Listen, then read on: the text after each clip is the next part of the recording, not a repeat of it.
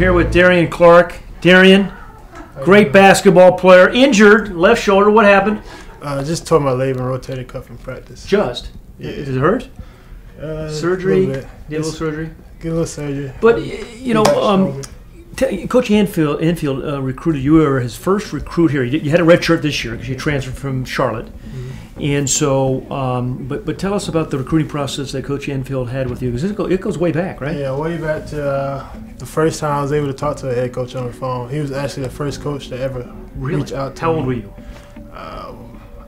Was it the summer going to my 11th grade year? Okay. I was actually on the way back from a vacation with my grandmother and mother, and I was watching the clock because I was excited to see who would call me. And Coach Enfield was the first to call me. Is that right? Yeah. Because when the clock hits a certain time, then they're allowed to call. They're able to call. So he was the first guy on you. Yes, sir. About 15 minutes into the period, he called me and introduced himself. And he was at Florida State at the time. And he was just, letting me know that he was interested. He had been watching me and he loved my game. And time went by and we kept a relationship going. And everything progressed. And then he got the head coaching job at Florida Gulf Coast. I was probably at the middle or end of my 11th grade year, before going to my senior year, and he called me as soon as he got that job and offered me a scholarship to go there. And you said no? No, I didn't say no from the beginning. I consider it, and it was definitely it was a lot of thought put into it because my best friend, who was like my brother, he ended up going there. Did he? Bernard Thompson, he ended up being a big piece of what they did last year. And he had a lot of influence on my decision on trying to come there, but I was thinking about a lot of factors that didn't matter at the time. And but you weren't going to say no to him a second time when he asked you, offered you him. I couldn't say no to Southern California. I remember you and your mom came out, or your grandma came out. Yeah. And you smiled just as much then as you are now. You always got a smile on your face. I went through a lot in Charlotte, but I saw like a new light when I got here, and from the day I stepped foot in LA and stepped foot on campus, I felt like this is somewhere I wanted to be. And since day one, I've been happy. Like I said, I experienced a lot of stuff at Charlotte that I was real unhappy, and now I have a better appreciation for good people, a good environment, and stuff like that. Well, you had the red shirt this year because of the transfer rule, but and nobody's really happy with the basketball record this year. I mean, I know Coach Enfield and none of our fans are. So what's the future? Why should USC fans feel better about where basketball's heading, Darion? Well, the first thing I say is change take time.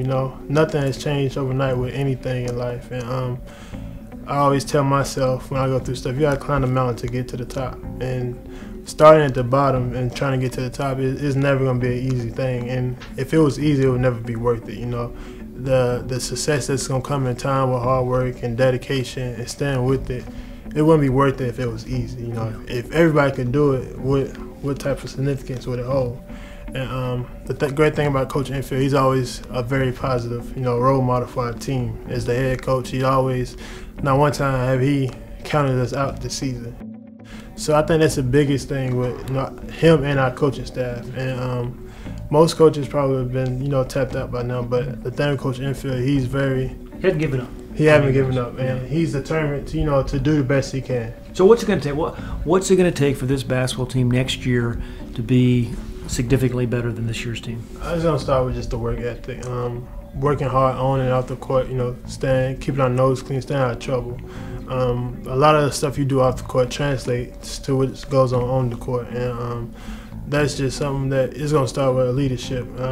This year, everything was kind of put together because the coaching change and a lot of new players, so it's kind of a difficult situation. Well, you have a chance to be a leader here, and it starts with you, right? The work ethic, and that's part of my plan. That's a lot of part of my red shirt year, just growing up as a player and as a person. I already told Coach Enfield that I want to take the role of being the leader next year, and a lot of my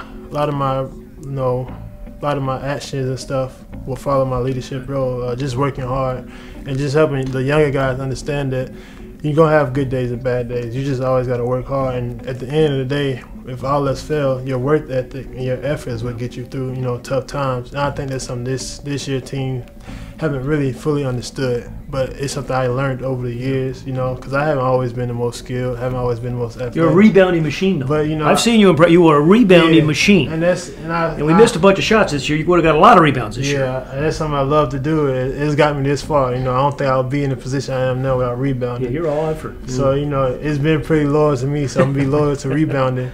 And it's something I love to do. You know, it's not like I go out there and say, oh, I just got to rebound. Like, that's what gets me going. That's what I feel like that's what gets my teammates going. My teammates can feed off my energy.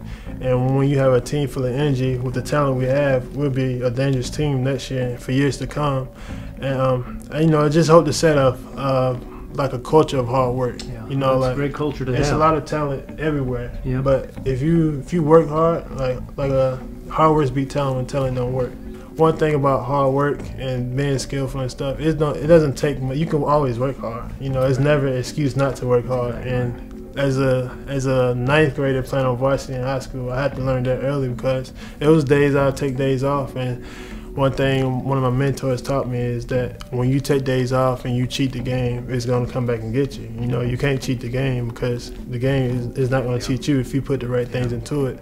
So I'm just a hard worker, you know. I mean, I know you are. Yeah, I've seen you, man. I know you are. Just, now, you have a pretty good special relationship with Grandma and your mom, right? Yeah. You want to tell me about your grandma and mom? They my backbone, you know. That's all I ever had till I was the age of 18. Now I finally met my father, and still now they have a lot to do with my success and the person I am today.